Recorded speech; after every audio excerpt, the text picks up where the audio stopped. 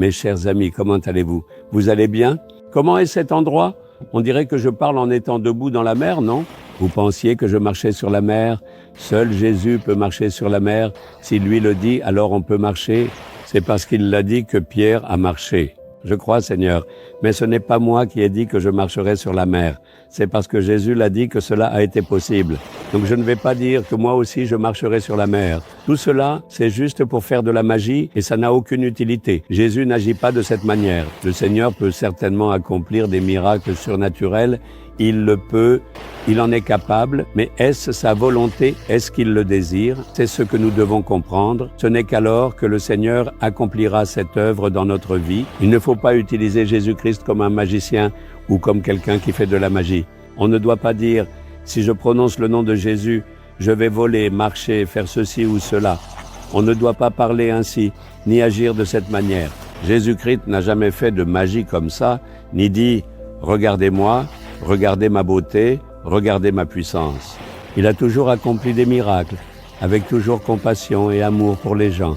Même Pierre a eu peur, se demandant si le bateau allait couler.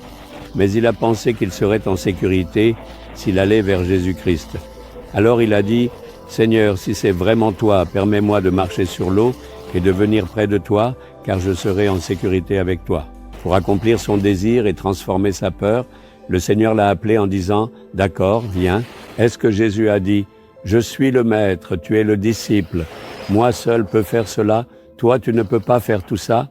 Non, il ne l'a pas dit. Il exprime son amour en disant, « Je suis ton Père, mes enfants, je désire que vous fassiez des choses encore plus grandes que cela. » C'est pourquoi le Seigneur a dit, « Celui qui croit en moi fera aussi les œuvres que je fais, et il en fera de plus grandes encore. » Un tel Seigneur, vous ne pouvez en voir un autre comme lui. Parce que ses enfants doivent être plus grands que lui, n'est-ce pas? Vous aussi, vous souhaitez que vos enfants soient meilleurs que vous. C'est cela le désir de Jésus, c'est cela l'amour de Jésus. Regardez dans la Bible. Est-ce que quelqu'un a été guéri par l'ombre de Jésus? Non, ce n'est pas écrit. Mais des gens ont été guéris par l'ombre de Pierre. Alors le Seigneur veut que ses enfants exercent un pouvoir encore plus grand que le sien. C'est cela le désir de Jésus. Et c'est ainsi que le Seigneur vous aime aussi. Le Seigneur veut vous utiliser de la même manière aussi. Vous devez croire. Bon, laissons tout cela de côté. Que pensez-vous que le Seigneur vous dit aujourd'hui? Ésaïe chapitre 61, verset 7. Que lieu de votre opprobre, vous aurez une portion double. Avez-vous été humilié? Êtes-vous dans une situation où vous ressentez de la honte? Dans ma famille, il m'humilie. J'ai dit quelque chose, mais cela ne s'est pas produit. Et maintenant, je me tiens là, honteux. J'ai été humilié sur mon lieu de travail. J'avais promis de faire quelque chose, mais je n'ai pas pu le faire. J'ai dit que je le ferais, mais je n'ai pas pu. Maintenant, je me tiens là, humilié et honteux. Vous vous sentez ainsi, dans une telle détresse? Les créanciers vous harcèlent, vous parlent de manière humiliante. Et dans cette situation, vous êtes honteux, la tête baissée. Vous n'arrivez pas à marcher la tête haute, vous vous cachez pour aller et venir sans que personne ne vous voie. Vous êtes debout, rempli de honte. Êtes-vous bouleversé ainsi? Le Seigneur dit, « Mon fils, ma fille, à la place de la honte, tu recevras une double bénédiction. Je connais un frère, un homme sauvé, un enfant de Dieu qui prie fidèlement. Il soutient bien le ministère, aime tout le monde, prie pour tous et annonce l'évangile à tous. Comme il a construit une maison, il s'est retrouvé endetté. À cause de cela, les créanciers venaient jusqu'à la porte de sa maison et disaient, « Tu as construit la maison, maintenant tu dois rembourser. » Quel genre de prière est-ce donc? Il critique tout cela. Quelle prière est-ce? Qu'y a-t-il de si grand? Jésus ferait-il cela? Certains parlent ainsi, beaucoup de moquerie, d'humiliation, une situation pleine de honte. C'est pourquoi un jour, il a tout noté, à qui il devait de l'argent et combien. Il a apporté cette liste à la communauté de prière et a dit, « Seigneur, je me tiens ici dans la honte. Je dois rembourser cette dette à tant de personnes. Les créanciers se tiennent tous devant ma maison. Seigneur, je suis bien ton enfant, n'est-ce pas? C'est en toi que j'ai mis ma foi. Fais un miracle pour moi. Faites un miracle pour moi, Seigneur. Réglez toutes ces dettes pour moi. Je suis votre enfant. N'est-ce pas au Père de payer la dette de son enfant? Il a prié avec cette conviction. C'est vrai, car il suivait sincèrement le Seigneur. Il ne priait pas pour la renommée ou pour ses besoins personnels, mais pour les âmes, annonçant l'évangile à tous. Il a prié avec ferveur, et le Seigneur s'est mis en colère. Mon enfant se tient là, honteux. Est-ce qu'il le met dans une telle situation qu'il doit demander ? En un seul mois, le Seigneur a réglé et terminé toutes ses dettes. Un grand miracle s'est produit dans son entreprise.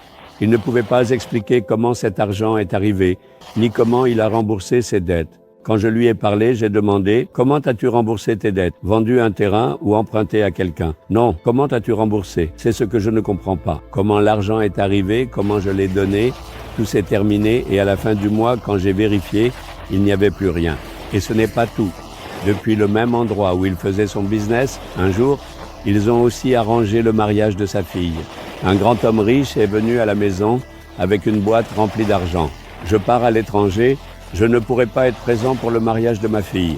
Un mariage, ça demande beaucoup d'argent. J'ai mis de côté quelques lacs, gardez-les avec vous, pas besoin de me payer d'intérêt ni rien. Quand vous pourrez me le rendre, vous le ferez. Je vous connais. Vous êtes une personne honnête et intègre. Vous êtes des miens. C'est pour ça que je suis venu vous dire que je vous ai donné cet argent. Et voyez ce qu'il a répondu. Non, le Seigneur ne m'a jamais mis dans une situation où je dois emprunter de l'argent. Jésus m'a tout donné. Il a pourvu à tous les besoins pour le mariage de ma fille. Je suis très heureux de votre amour. Vous êtes venu jusqu'à chez moi pour m'aider.